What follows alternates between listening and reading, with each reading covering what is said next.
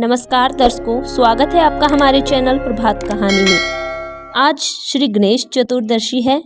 सभी दर्शकों और प्रिय भक्तों को गणेश चतुर्थी की हार्दिक शुभकामनाएं। आज मैं आप सभी दर्शकों के लिए गणेश चतुर्थी की कथा लेकर आई हूँ। एक समय की बात है, भगवान विष्णु का विवाह लक्ष्मी जी के साथ निश्चित हो गया। विवाह की तैयारी होने लगी। सभी देवताओं को निमंत्रण भेजे गए, लेकिन गणेश जी को निमंत्रण नहीं दिया गया। कारण जो भी रहा हो, अब भगवान विष्णु की बारात जाने का समय आ गया। सभी देवता अपनी पत्नियों के साथ विवाह के समारोह में आए। उन सब ने देखा कि गणेश जी कहीं दिखाई नहीं दे रहे हैं। तब वे आपस में चर्चा करने लगे कि क्या गणेश जी को न्योता नहीं दिया गया या समय गणेश जी ही नहीं आए। सभी को इस बात पर आश्चर्य होने लगा। सभी ने विचार किया कि विष्णु भगवान से ही इसका कारण पूछते हैं। विष्णु भगवान से पूछने पर उन्होंने कहा कि हमने गणेश जी के पिता भोलेनाथ महादेव को न्योता भेजा है। यदि गणेश जी अपने पिता के साथ आना चाहे तो आ जाते, अलग से न्योता देने की कोई आवश्यकता नहीं थी। दूसरी बात ये कि उन्हें 1.25 मन मूंग, 1.25 मन चावल, 1.25 मन घी और 1.25 मन लड्डू का भोजन दिन भर में चाहिए।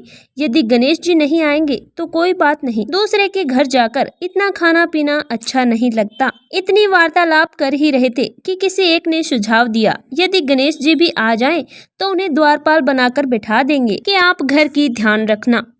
आप तो चूहे पर बैठकर धीरे धीरे चलोगे तो बारात से बहुत पीछे रह जाओगे।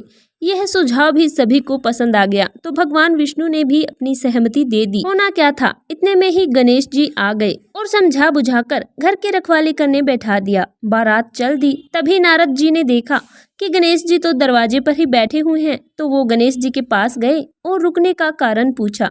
गणेश जी कहने लगे कि विष्णु भगवान ने मेरा बहुत अपमान किया है। नारद जी ने कहा कि आप अपनी मूषक सेना को आगे भेज दें तो वह रास्ता खोद देंगी, जिससे उनके वाहन धरती में धंस जाएंगे। तब आपको सम्मान पूर्वक बुलाना पड़ेगा। अब तो गणेश जी ने अपनी मूषक सेना जल्दी से आगे भेज दी और सेना ने जमीन पोली कर दी।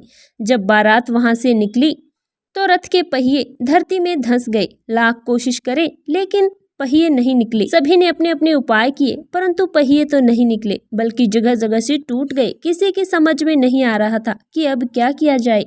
तब तो नारद जी ने कहा, आप लोगों ने गणेश जी का अपमान करके अच्छा नहीं किया। यदि उन्हें मनाकर लाया जाए तो आपका कार्य सिद्ध हो सकता है और ये संकट टल सकता है। शंकर भगवान ने अपने दूत नंदी को भेजा और वे श्री गणेश जी को लेकर आए। गणेश जी का आदर सम्मान के साथ पूजन किया।